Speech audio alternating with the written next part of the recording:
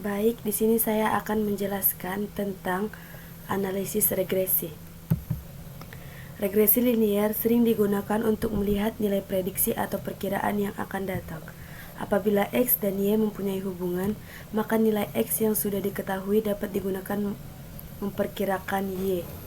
Perkiraan mengenai terjadinya sesuatu kejadian atau nilai variabel untuk waktu yang akan datang, seperti prediksi produksi 3 tahun yang akan datang, prediksi harga bulan depan, ramalan jumlah penduduk 10 tahun mendatang, dan ramalan hasil penjualan tahun depan. Ramalan mengetahui suatu kejadian baik secara kualitatif atau akan turun hujan, akan terjadi perang, dan akan lulus ujian. Kuantitatif atau produksi pada padi akan mencapai 16 juta ton. Indeks harga 9 bahan pokok nilai naik 10%, penerimaan devisa turun 5%. Melakukan peramalan adalah dengan menggunakan garis regresi. Variabel Y yang nilainya akan diramalkan disebut variabel tidak bebas atau dependent variable. Sedangkan variabel X yang nilainya digunakan untuk meramalkan nilai Y disebut variabel bebas atau independent variable atau variabel peramal, dan seringkali disebut variabel yang menerangkan. Pada dasarnya, hubungan antara dua variabel dapat dibedakan atas. Yang pertama, hubungan searah atau positif. Yang kedua, hubungan tidak searah atau negatif. Dan yang ketiga, tidak ada hubungan. Hubungan searah atau positif. Hubungan yang searah diartikan apabila perubahan variabel X akan mempengaruhi variabel Y yang searah. Contohnya, hubungan antara pengeluaran iklan X dan jumlah penjualan Y. Yang kedua, hubungan antara penghasilan X dan pengeluaran konsumsi Y. Hubungan tidak searah atau negatif. Dua variabel dikatakan mempunyai hubungan yang bersifat kebalikan atau negatif apabila perubahan variabel independen X akan mempengaruhi variabel dependen Y pada arah yang berlawanan. Artinya, apabila variabel X bertambah, maka variabel Y berkurang atau sebaliknya. Jika variabel X berkurang, maka variabel Y bertambah. Contoh yang pertama, hubungan antara usia kendaraan X dengan tingkat harga Y, dan hubungan antara harga barang X dengan jumlah yang diminta atau Y. Yang ketiga, tidak ada hubungan. Dua variabel dikatakan tidak punya hubungan apabila perubahan pada variabel independen X tidak mempengaruhi perubahan pada variabel dependen Y. Contohnya, hubungan antara konsumsi pangan X dengan tingginya gedung Y. Berikut gambaran analisis regresi apabila untuk gambar pertama, hubungan garis positif. Yang kedua, hubungan garis positif tapi lebih tersebar. Yang ketiga, hubungan garis negatif. Yang keempat, hubungan garis lengkung negatif.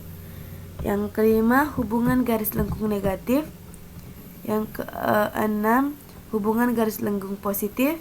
Dan yang kedelapan, yang ketujuh, tidak ada hubungan. Jenis-jenis analisis regresi.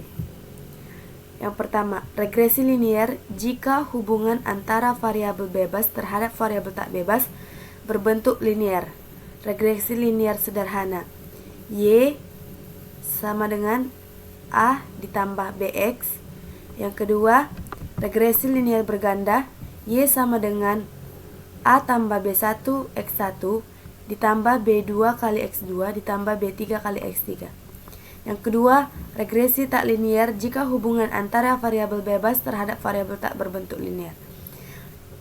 Regresi kuadratik, yaitu Y sama dengan A ditambah B kali X ditambah C kali X pangkat 2. Yang kedua, regresi kubik, Y sama dengan A ditambah B kali X pangkat 2 sama dengan A ditambah B kali X ditambah C kali X pangkat 2 ditambah D kali X pangkat 3 sama dengan A tambah B kali X pangkat 2 dikali C kali ditambah C kali X pangkat 3 sama dengan A ditambah B dikali X pangkat 3.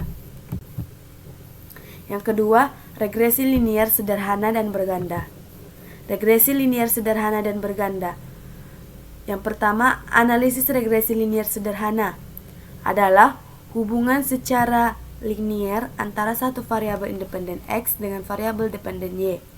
Analisis ini untuk mengetahui arah hubungan antara variabel independen dengan variabel dependen apakah positif atau negatif. Persamaan regresi linier sederhana. Regresi merupakan suatu alat ukur yang juga digunakan untuk mengukur ada atau tidaknya korelasi antar variabel. Istilah regresi itu sendiri berarti ramalan atau taksiran. Persamaan yang digunakan untuk mendapatkan garis regresi pada data diagram pencar disebut persamaan regresi. Untuk menempatkan garis regresi pada data yang diperoleh, maka digunakan metode kuadrat terkecil, sehingga bentuk persamaan regresi adalah sebagai berikut. Y aksen sama dengan A ditambah B kali X, di mana Y aksen adalah nilai estimate variabel terikat, A adalah titik potong garis regresi pada sumbu Y, B gradien garis regresi, dan X nilai variabel bebas. Persamaan regresi linier ganda. Y aksen sama dengan A ditambah B1 kali X1 ditambah B2 kali X2 ditambah dan seterusnya Bn kali Xn. Keterangannya, Y aksen yaitu variabel dependen, X1 dan X2 adalah variabel independen, A adalah konstanta, dan B adalah koefisien regresi. Nilai dari A dan B pada persamaan regresi dapat dihitung dengan rumus berikut. B sama dengan sigma Xi kali Yi per sigma Xi pangkat 2. B sama dengan N dikali sigma Xi Yi dikurang sigma Xi dikali sigma Yi per N kali sigma Xi pangkat 2 dikurang sigma Xi dipangkatkan 2. A sama dengan Y bar per B dikali X bar. Koefisien regresi. Yang pertama adalah gradien garis regresi atau nilai B. Yang kedua, nilai B positif menunjukkan hubungan antara variabel X dan Y searah atau hubungannya positif. Yang ketiga, nilai B negatif menunjukkan hubungan antara variabel X dan Y berlawanan arah atau hubungannya negatif. Yang keempat, besar kecilnya perubahan variabel X terhadap variabel Y ditentukan besar kecilnya koefisien regresi. Koefisien determinasi adalah alat utama untuk mengetahui sejauh mana tingkat hubungan antara variabel X dan Y. R pangkat 2 sama dengan A dikali sigma Y ditambah B dikali sigma XY dikurang N dikali X bar pangkat 2 per sigma Y pangkat 2 per N dikali Y pangkat 2. Nilai koefisien determinasi antara X lebih besar sama dengan 0 dan X lebih kecil sama dengan 1. Nilai koefisien determinasi sama dengan 1 menunjukkan hubungan sempurna. Nilai koefisien determinasi sama dengan 0 menunjukkan tidak ada hubungan. 81 artinya 81% perubahan dari variabel Y ditentukan oleh variabel X. Baik, sekian penjelasan saya tentang materi analisis regresi. Selanjutnya kita ke aplikasi SPSS. Di sini saya sudah menyiapkan data,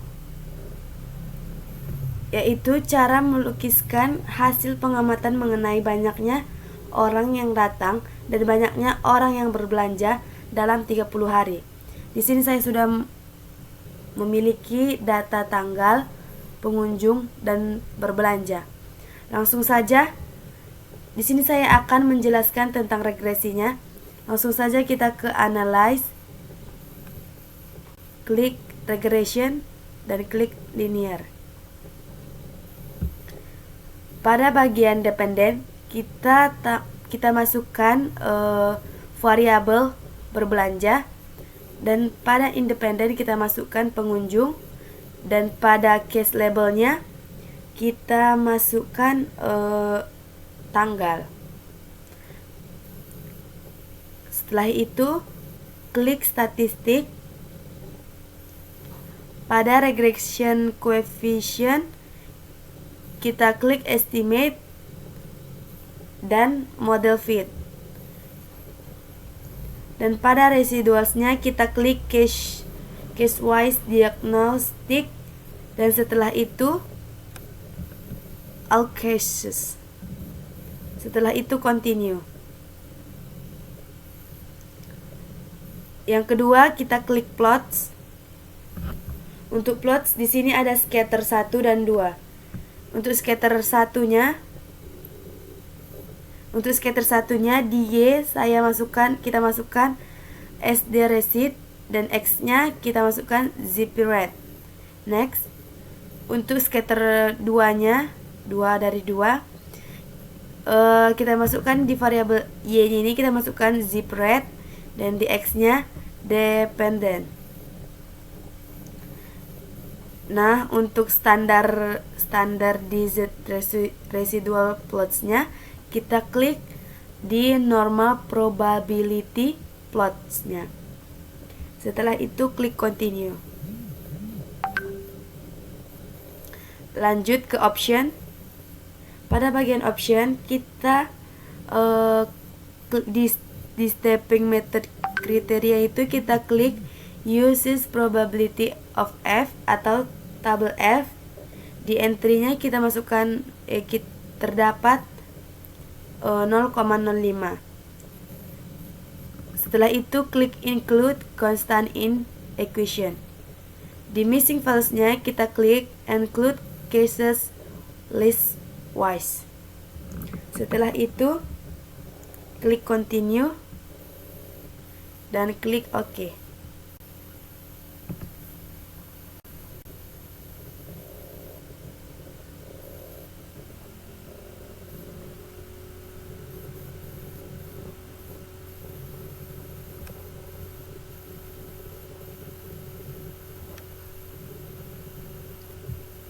Untuk outputnya kita dapat di sini terdapat variabel entered atau remove, dan model summary dan ANOVA-nya. Dan ada juga koefisiennya. Baik, untuk selanjutnya terdapat kasus kedua. Di sini kita akan mencari hubungan antara umur, berat, dan tinggi badan. Maka di sini saya sudah menyiapkan data sebagai berikut. Data umur, tinggi, dan berat. Langsung saja kita ke analyze. Setelah itu ke regression dan klik linear. Pada bagian dependent kita klik berat. Ini kita masukkan variabel berat, dan pada independence kita masukkan tinggi dan umur.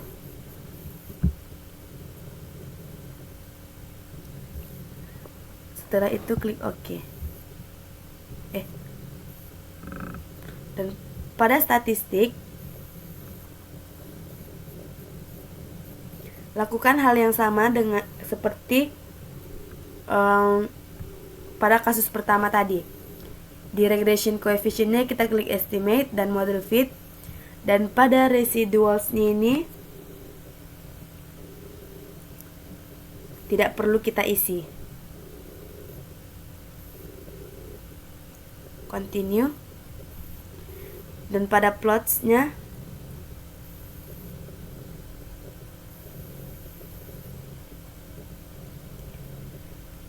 bagian plots-nya juga tidak perlu kita isi. Langsung saja ke continue. Langsung saja ke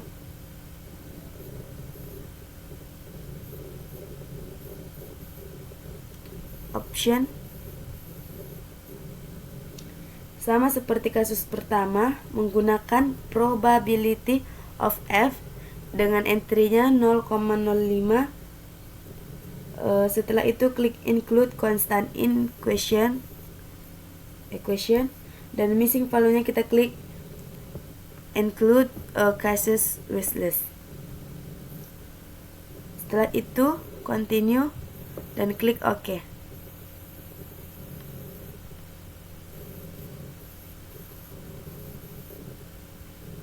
Maka kita dapat outputnya sebagai berikut. Variabel entered remove-nya umur, tinggi, dan model summary-nya model satunya R-nya kita dapat 0,09, dan pada ANOVA-nya sebagai berikut. Sekian penjelasan saya tentang analisis regresi menggunakan aplikasi SPSS.